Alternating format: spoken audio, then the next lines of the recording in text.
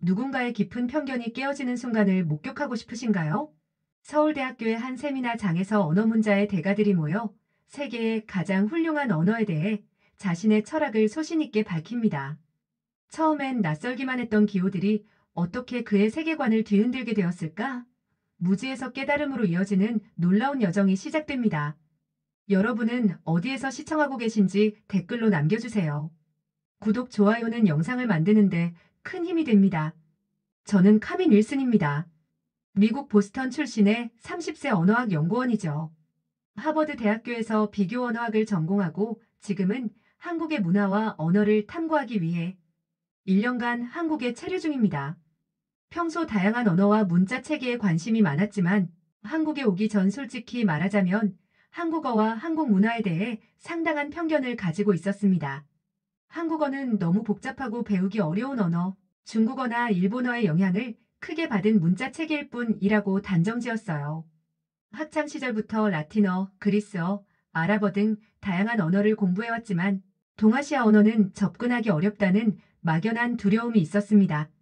교수님의 강력한 권유로 한국행을 결정했지만 내심 이 연구가 그저 제 이력서를 빛내줄 필수 과정이라 생각하며 무거운 마음으로 한국행 비행기에 몸을 실었어요. 14시간의 긴 비행 끝에 인천국제공항에 도착했습니다. 활기차게 움직이는 사람들 사이에서 저는 완전한 이방인이 된 듯한 느낌이었어요. 공항에서 서울로 향하는 리무진 버스 안에서 창밖을 바라보며 한국의 첫인상을 마음에 담았습니다. 현대적인 고층 건물과 전통적인 기와 지붕이 어우러진 풍경이 낯설면서도 묘한 매력으로 다가왔어요. 서울 도심에 도착했을 때 첫 느낌은 압도적인 복잡함과 혼란스러움이었습니다. 네온사인과 LED 간판이 빼곡히 들어찬 거리, 끊임없이 움직이는 인파, 그리고 무엇보다 이해할 수 없는 한글로 가득한 간판들이 저를 에워쌌어요. 한글은 마치 암호화된 기호처럼 보였고 사람들의 빠른 대화 속도에 정신이 혼미해졌습니다. 귀에 들리는 모든 소리가 의미 없는 소음처럼 느껴졌어요. 이걸 어떻게 1년이나 견뎌야 하나 하는 생각에 가슴이 답답해졌고 순간 귀국 비행기를 예약하고 싶은 충동이 들었습니다. 지친 몸과 마음을 이끌고 숙소로 향하는 택시 안에서 우연히 시작된 대화가 제 여정의 첫 번째 전환점이 되었어요. 운전기사 이원석 씨는 친절한 미소로 영어로 말을 건넸고 제가 언어학 연구원이라는 사실을 알고는 놀라운 열정으로 한글에 대해 이야기하기 시작했습니다. 우리 한글은 세계에서 가장 과학적인 문자랍니다. 세종대왕님께서 백성들을 위해 직접 만드신 문자죠. 이원석 씨의 목소리에서 느껴지는 진심 어린 자부심은 마치 자신의 자녀를 자랑하는 부모의 모습 같았어요. 그의 눈은 한글에 대해 이야기할 때 특별한 빛으로 반짝였고 비록 제가 모든 내용을 이해하지는 못했지만 그 진정성만은 고스란히 전해졌습니다. 그 순간 제 마음 한구석에 작은 호기심의 불씨가 지펴졌어요. 이토록 사랑받는 문자 체계에는 분명 제가 모르는 특별한 무언가가 있을 것이라는 생각이 들었습니다. 숙소에 도착해 짐을 풀면서 문득 생각했어요. 내가 정말 한국어와 한국 문화에 대해 제대로 알고 있는 걸까? 창밖으로 보이는 서울의 야경은 놀랍도록 아름다웠습니다. 화려한 불빛으로 가득한 도시의 모습이 마치 살아 숨쉬는 유기체처럼 느껴졌어요. 그 순간 저는 제 안에 자리 잡은 선입견이 얼마나 무지에서 비롯된 것인지 흘기 깨닫기 시작했습니다.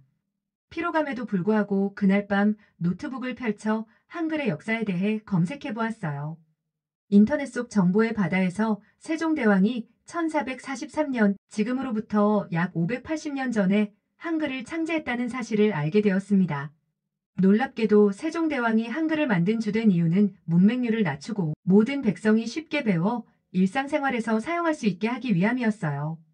훈민정음 해례본의 서문에 적힌 나라의 말이 중국과 달라 한자와 서로 통하지 아니하므로 어리석은 백성이 말하고자 하는 바가 있어도 마침내 제 뜻을 펴지 못하는 사람이 많다는 구절을 읽으며 가슴이 묘하게 울렸습니다. 15세기 그 엄격한 계급사회에서 왕이 백성들을 위해 문자를 만들었다는 사실이 제 고정관념을 살짝 흔들었어요. 하지만 여전히 그래도 중국어나 일본어만큼 역사가 깊지는 않을 거야 라는 편견이 마음 한구석에 자리 잡고 있었습니다. 겨우 600년 정도의 역사라니 하는 생각에 한글의 가치를 완전히 인정하기에는 망설임이 있었어요. 라틴 문자의 긴 역사, 중국의 수천 년 전통과 비교하면 한글은 그저 신생 문자에 불과하다고 여겼습니다. 잠들기 전 내일의 일정을 확인했어요. 서울대학교에서 열리는 세계 문자 비교 세미나가 제 첫 공식 일정이었습니다. 이 세미나는 제 연구의 일환으로 꼭 참석해야 했지만 솔직히 별다른 기대 없이 침대에 누웠어요. 어차피 중국어와 일본어가 주목받겠지라는 생각으로 눈을 감았습니다. 다음 날 아침 서울의 활기찬 에너지에 눈을 떴어요. 창문 너머로 보이는 남산타워와 그 아래 펼쳐진 도시 풍경이 어제와는 다르게 느껴졌습니다. 간단한 아침 식사 후 서울대학교로 향했어요. 캠퍼스는 봄날의 화사한 벚꽃으로 뒤덮여 있었고 학생들의 활기찬 모습이 인상적이었습니다. 세미나장에 들어서자 예상보다 훨씬 많은 인파가 눈에 들어왔어요. 다양한 국적의 학자들이 모여 열띤 토론을 벌이고 있었습니다. 중국, 일본, 태국, 인도, 아랍, 유럽 각국에서 온 언어학자들이 한자리에 모인 국제적인 행사였어요. 그 중에서도 특별히 눈에 띄는 인물이 있었습니다. 바로 파울로 교수였어요. 로버트 파울러 교수는 영국 옥스포드 대학의 세계적으로 유명한 언어학자로 20개 이상의 언어를 유창하게 구사하는 것으로 알려져 있었습니다. 그의 저서 인류의 언어와 문자는 제가 학부 시절 가장 감명 깊게 읽은 책 중 하나였어요. 그가 이 세미나의 기조 연설자라는 사실은 알고 있었지만 실제로 그를 마주하게 되니 묘한 설렘이 느껴졌습니다. 세미나장의 조명이 어두워지고 파울러 교수가 단상에 올랐습니다. 백발이 성성한 70대의 노학자였지만 그의 눈빛은 마치 호기심 가득한 어린아이처럼 반짝였어요. 그는 목을 가다듬고 느긋하게 강연을 시작했습니다. 여러분, 오늘 우리는 인류 문명의 가장 위대한 발명품 중 하나인 문자에 대해 이야기해 볼 겁니다. 특히 세계 여러 문자의 구조와 원리 그리고 그 문자가 탄생한 역사적, 문화적 배경을 비교해 보려 합니다. 프로젝터 화면에 첫 슬라이드가 나타났을 때 저는 자리에서 미세하게 몸을 앞으로 기울였어요. 예상과는 달리 그의 첫 슬라이드에는 한글이 큼지막하게 표시되어 있었습니다. 아름다운 곡선과 직선의 조화로 이루어진 한글 문자들이 화면을 가득 채웠어요. 이것은 분명 중국어나 일본어가 주목받을 것이라는 제 예상을 완전히 빗나가게 했습니다. 저는 호기심과 약간의 의구심을 가지고 그의 강의에 귀를 기울였어요. 제가 오늘 첫 번째로 소개할 문자는 한글입니다. 한글은 세계 문자 역사에서 매우 특별한 위치를 차지하고 있습니다. 그 이유는 무엇일까요? 파울러 교수는 청중에게 질문을 던지고 잠시 여유를 주었습니다. 세미나장은 조용했고 저를 포함한 모든 참석자들은 그의 다음 말을 기다렸어요. 한글은 세계에서 유일하게 누가 언제, 왜 만들었는지 명확히 알려진 문자입니다. 대부분의 문자는 수백, 수천 년에 걸쳐 자연 발생적으로 진화해 왔습니다. 그러나 한글은 15세기 세종대왕이라는 한 사람의 비전에서 시작되어 철저한 계획과 과학적 원리에 따라 창제되었습니다. 교수는 이어서 역사적 맥락을 설명했어요. 당시 조선에서는 한자가 공식 문자로 사용되었지만 세종대왕은 백성들이 쉽게 배울 수 있는 문자의 필요성을 절감했습니다. 한자는 일반 백성들이 배우기에 너무 어려웠고 그 결과 문맹률이 매우 높았죠. 세종대왕은 어리석은 백성들도 쉽게 배워 일상생활에서 편히 쓸 수 있는 문자를 만들고자 했습니다. 프로젝터에는 훈민정음 해례본의 이미지가 나타났어요. 파울러 교수의 목소리에는 경이로움이 묻어났습니다. 이것이 바로 1446년에 공표된 훈민정음 해례본입니다. 이 책에는 한글의 창제 원리와 철학이 상세히 기록되어 있습니다. 놀랍게도 이 문서는 당시 문자 창제의 전 과정과 원리를 기록한 세계 유일의 문헌입니다. 교수는 다음 슬라이드로 넘어가 한글의 자음과 모음 구조를 자세히 설명했어요. 한글의 자음은 발음 기관의 모양을 본떠 만들었습니다. 예를 들어 기역은 혀의 뒷부분이 목구멍을 막는 모양을, 니은은 혀가 윗잇몸에 닿는 모양을, 미음은 입술의 모양을 본떴습니다. 화면에는 각 자음과 그에 해당하는 발음 기관의 단면도가 함께 표시되었어요. 파울러 교수는 계속해서 설명했습니다. 한글의 모음은 하늘, 땅, 사람을 상징하는 세 가지 요소로 구성되어 있습니다. 이는 단순한 기호가 아니라 우주론적 철학과 과학적 원리가 결합된 결과물이죠. 그의 말 한마디 한마디가 제 머릿속에 깊이 새겨졌습니다. 그 순간 제 안에서 무언가가 깨지는 소리가 들리는 것 같았어요. 마치 유리 천장이 무너지고 새로운 빛이 쏟아져 들어오는 듯한 느낌이었습니다. 제가 그동안 한글을 단순히 배우기 어려운 이국적인 문자 정도로만 생각했다니 얼마나 무지했던 걸까요? 파울러 교수의 열정적인 설명을 들으며 한글이 얼마나 체계적이고 과학적인지를 깨닫기 시작했어요. 특히 자음이 발음 기관의 모양을 본떴다는 설명은 정말 충격적이었습니다. 기억은 혀가 목구멍을 막는 모양, 니은은 혀가 윗잇몸에 닿는 모양, 미음은 입술의 모양. 이런 원리로 만들어진 문자가 세상에 또 있을까요? 놀라움을 감출 수 없었어요. 교수는 각 자음의 발음을 시연하며 계속해서 설명했습니다. 더 강한 소리를 표현하기 위해 획을 더하는 방식으로, 기역에서 키읔으로, 디귿에서 티읕으로 변화시켰습니다. 이는 소리의 세기에 따라 문자를 체계적으로 변형시킨 최초의 사례입니다. 제 손은 자동적으로 메모를 하기 시작했어요. 머릿속에는 수많은 질문이 떠올랐지만 그보다 더 강한 경외감이 제 마음을 채웠습니다. 파울러 교수의 강의는 계속되었고 그 중에서도 가장 인상적인 부분은 한글의 창제 목적에 대한 설명이었습니다. 교수는 훈민정음 서문의 일부를 원문과 함께 화면에 띄우고 천천히 번역해 읽어주었어요. 어리석은 백성도 쉽게 배워 일상에서 편히 쓰게 하고자 한다는 목적으로 한글을 만들었습니다. 여러분, 이것이 어떤 의미인지 깊이 생각해 보세요. 15세기 절대 권력을 가진 왕이 백성들을 위해, 그것도 특별히 어리석은 백성을 위해 문자를 만들었다는 것은 당시로서는 혁명적인 생각이었습니다. 교수의 목소리가 점점 높아졌어요. 지배층이 아닌 일반 백성을 위한 문자를 만든다는 것은 세계 역사상 유례가 없는 일이었습니다. 대부분의 문자는 종교 의식이나 행정, 세금 징수 등 지배층의 필요에 의해 발전했습니다. 그러나 한글은 정반대의 방향, 즉 아래에서 위로의 접근법을 취했던 것이죠. 파울러 교수는 잠시 말을 멈추고 청중을 둘러보았습니다. 세미나장은 완전히 조용했고 모든 사람들의 시선이 그에게 고정되어 있었어요. 저 역시 그의 말 한마디도 놓치지 않으려 온 신경을 집중하고 있었습니다. 한글의 또 다른 놀라운 점은 그 효율성입니다. 단 24개의 기본 자모로 모든 소리를 표현할 수 있습니다. 영어 알파벳이 26개인 것과 비슷하지만 한글은 이 기본 글자들을 조합하여 수천 개의 음절을 만들 수 있어요. 이는 마치 화학 원소. 마사키의 발표를 듣고 있자니 일본 문자의 한계점이 눈에 들어왔어요. 외래어를 표현하기 위해 별도의 문자 체계를 사용한다는 것은 효율적이지 않아 보였습니다. 반면 한글은 어떤 외국어도 그 발음을 거의 완벽하게 표현할 수 있다는 파울러 교수의 설명이 떠올랐어요. 세미나 중간에 휴식 시간이 있었고 저는 우연히 마사키와 대화를 나누게 되었습니다.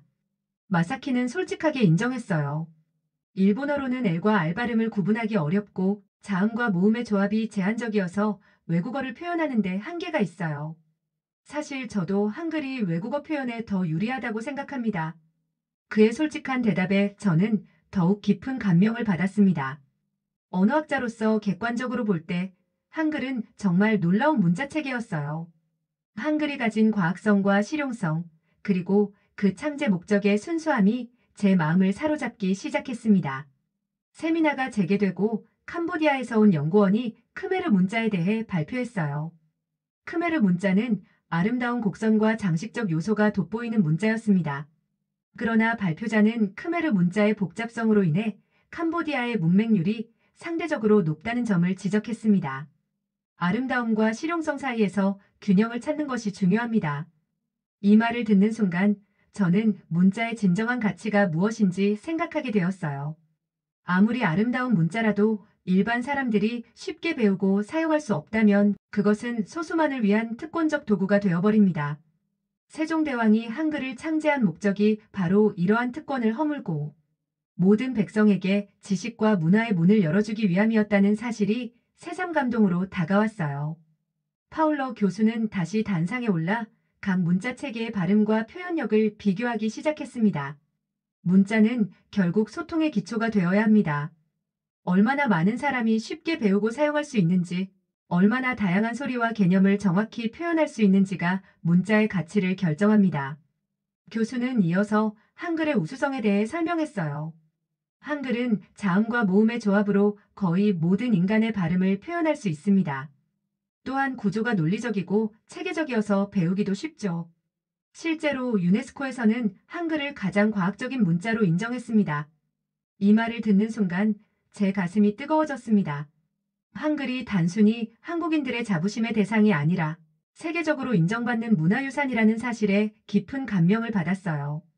더불어 한글이 창제된 지 불과 600년 정도밖에 되지 않았다는 점도 놀라웠습니다. 중국어나 일본어에 비해 역사가 짧음에도 불구하고 그 과학성과 실용성으로 세계 인정을 받고 있다는 사실이 한국 문화에 대한 제 인식을 완전히 바꿔놓았어요. 다음 발표는 미국 체로키족 출신 연구원 조셉의 차례였습니다. 조셉은 체로키 문자의 역사와 현재 상황에 대해 이야기했어요. 19세기 초 체로키족의 세쿼야는 단 12년 만에 체로키 문자를 창제했습니다. 이는 놀라운 업적이었지만 안타깝게도 현재 체로키 문자를 사용하는 인구는 계속 감소하고 있습니다. 조셉의 이야기는 문화유산의 보존이 얼마나 중요한지를 일깨워 주었습니다.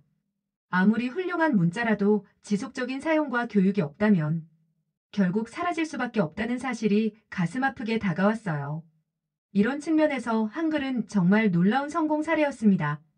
한글은 창제된 이후 여러 위기를 겪었지만 한국인들의 끊임없는 노력으로 지금까지 살아남아 더욱 발전해왔어요. 특히 파울러 교수가 언급한 일제 강점기 시절의 이야기는 제 가슴을 뭉클하게 만들었습니다.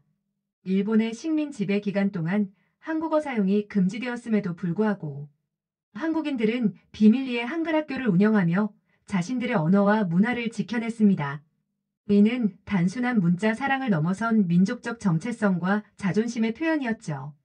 이 이야기를 들으며 저는 문득 미국에서 자란 제가 영어를 쓰지 못하게 된다면 어떤 기분일까 상상해 보았어요.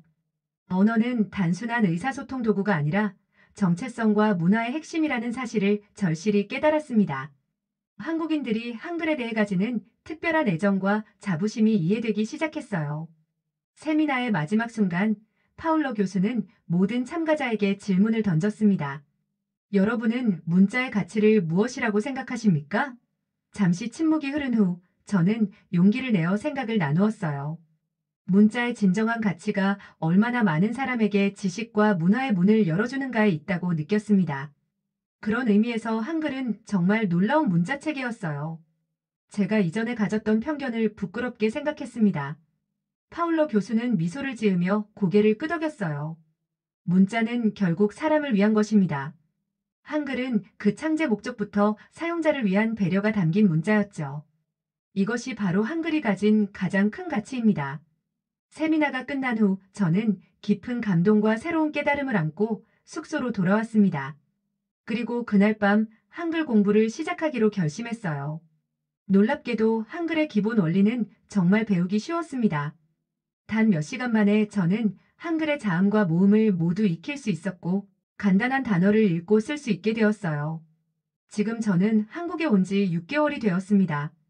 그동안 한국어 실력도 많이 향상되었고 한국 문화에 대한 이해도 깊어졌어요. 특히 한글날에 참석한 행사에서 한국인들이 자신들의 문자에 대해 느끼는 자부심과 사랑을 직접 목격할 수 있었습니다.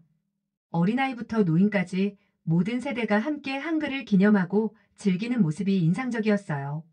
문화는 서로 다르다고 해서 우열을 가릴 수 있는 것이 아닙니다. 하지만 한글만큼은 그 창제 목적과 과학적 원리, 그리고 역사적 가치면에서 정말 특별한 문자라고 자신 있게 말할 수 있어요. 제가 처음 가졌던 편견은 무지에서 비롯된 것이었습니다. 이제 저는 한글이 담고 있는 깊은 철학과 과학적 원리, 그리고 한국인들의 문화적 자부심의 원천을 이해하게 되었어요. 한글은 단순한 기호가 아닙니다. 그것은 한 민족의 정체성과 지혜, 그리고 모든 사람에게 지식의 문을 열어주고자 했던 세종대왕의 뜨거운 인본주의 정신이 깃든 살아있는 유산입니다. 오늘도 저는 한글을 배우며 그 아름다운 원리와 깊은 의미에 감탄하고 있습니다. 이것이 제가 한국에서 발견한 가장 소중한 보물입니다. 긴 영상 끝까지 시청해주셔서 정말 감사합니다. 내일은 더 흥미롭고 감동적인 이야기로 찾아뵙겠습니다. 오늘도 행복하세요.